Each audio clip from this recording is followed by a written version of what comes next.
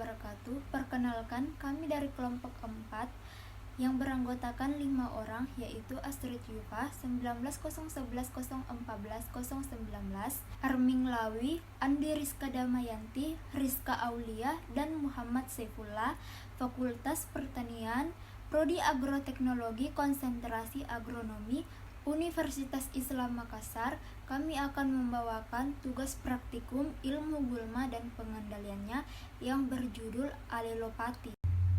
Saya akan membawakan materi pengertian alelopati. Alelopati berasal dari bahasa Yunani alelon yang berarti satu sama lain dan pathos yang berarti menderita. Alelopati didefinisikan sebagai suatu fenomena alam. Suatu organisme memproduksi dan mengeluarkan suatu senyawa biomolekul disebut alelokimia ke lingkungan, dan senyawa tersebut memengaruhi perkembangan dan pertumbuhan organisme lain di sekitarnya.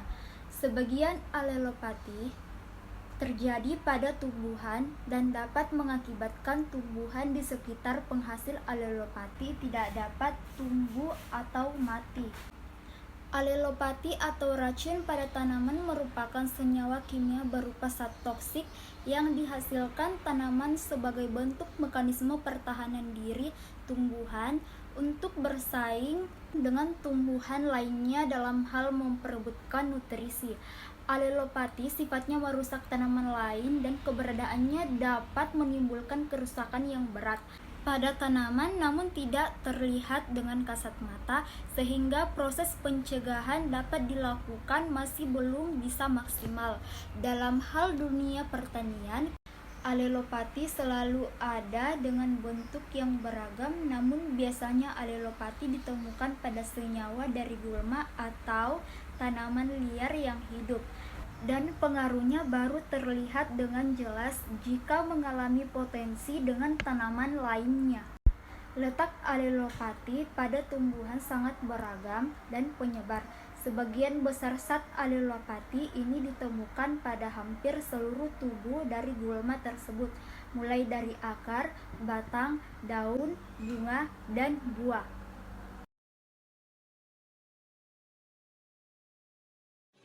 Assalamualaikum warahmatullahi wabarakatuh. Perkenalkan, nama saya Rizka Aulia, NIM 190110140056 dari kelompok 4. Saya akan menjelaskan 4 proses alelopati. Yang pertama yaitu penguapan.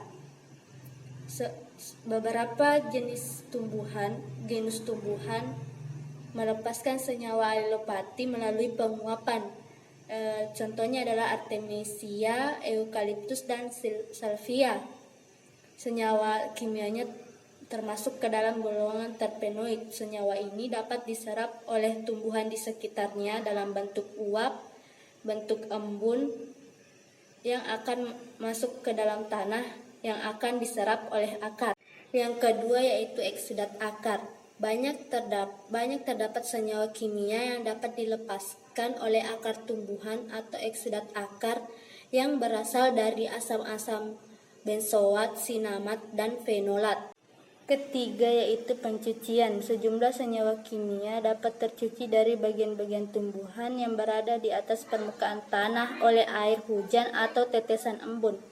Hasil cucian daun tumbuhan Chrysanthemum sangat beracun sehingga tidak ada jenis tumbuhan lain yang dapat hidup di bawah naungan tumbuhan ini.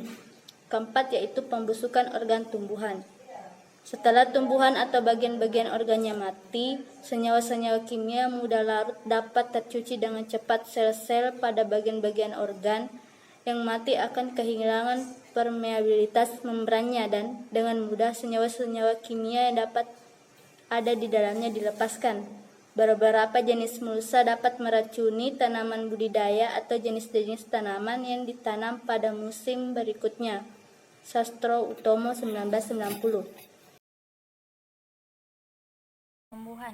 Tumbuhan dapat menghasilkan senyawa alelopati yang merupakan metabolit sekunder di bagian akar, rizoma, daun, serbuk sari, bunga, batang, dan biji. Fungsi dari senyawa alilopati tersebut belum diketahui secara pasti, tetapi beberapa senyawa tersebut dapat berfungsi sebagai pertahanan terhadap herbivora dan patogen tanaman. Tanaman yang rentan terhadap senyawa alilopati dari tanaman lainnya dapat mengalami gangguan pada proses perkecambahan, pertumbuhan, serta perkembangannya. Perubahan morfologis yang sering terjadi akibat paparan senyawa alilopati adalah perlambatan atau penghambatan perkecambahan biji, perpanjangan koleoptil, radikula, tunas, dan akar. Indikasi terjadinya fenomena alilopati dapat terlihat melalui beberapa bentuk, diantaranya adalah autotoksisitas, efek residu, dan penghambatan gulma. Autotoksisitas terjadi bila alilopati terjadi di antara individu dalam satu spesies yang sama. Adapun cara menanggulangi alilopati pada ekosistem pertanian alilopati dapat menurunkan atau meningkatkan produktivitas lahan tergantung pada pembentuk alelokimia atau tanaman gulma. Oleh karena itu, penerapannya memerlukan strategi tertentu. Yang pertama, pola tanam di lapangan. Untuk ini diperlukan tanaman non-produksi yang bersifat alelopati terhadap gulma atau patogen, namun tidak terhadap tanaman produksi, dan pemanfaatannya melalui rotasi tanam, cover crop, tanam sela, dan mulsa. Yang kedua, produksi pestisida alami dari alelokimia. Alelokimia yang menghambat gulma atau patogen diformulasi dan diproduksi secara marketable menjadi pestisida alami, herbisida. Pada jenis tanaman tertentu mungkin telah ada varietas alami yang bersifat demikian. Bagi jenis tanaman yang belum mempunyai kultivar seperti ini, perlu dikembangkan melalui pemulihan tanaman secara konvensional, hibridasi, seleksi, dan identifikasi, maupun non-konvensional, transformasi gen, fusi, protoplas, dan lain-lain. Sekian. Dampak negatif alilopati bagi tumbuhan.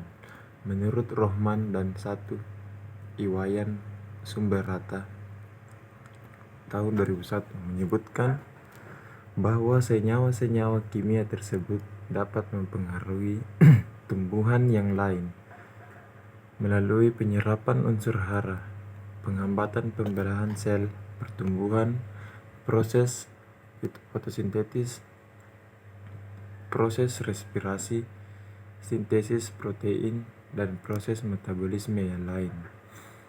Menurut Anonim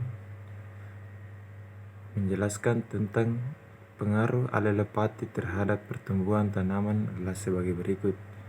Yang pertama, senyawa alilopati dapat menghambat penyerapan hara, yaitu dengan menurunkan kecepatan penyerapan ion-ion oleh tumbuhan.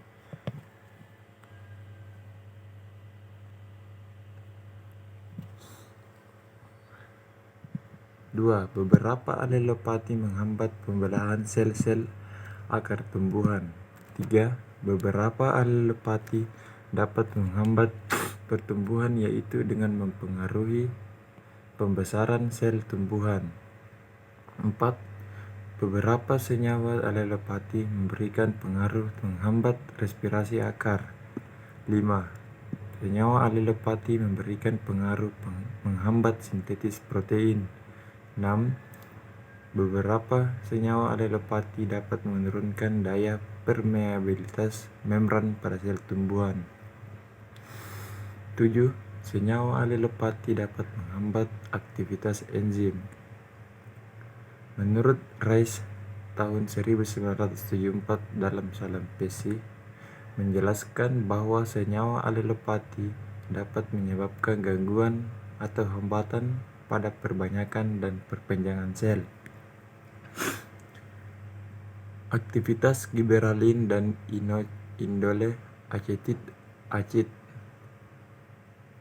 penyerapan hara, laju fotosintesis, respirasi, pembukaan mulut daun, sintesa protein, aktivitas enzim, tertentu, dan lain-lain.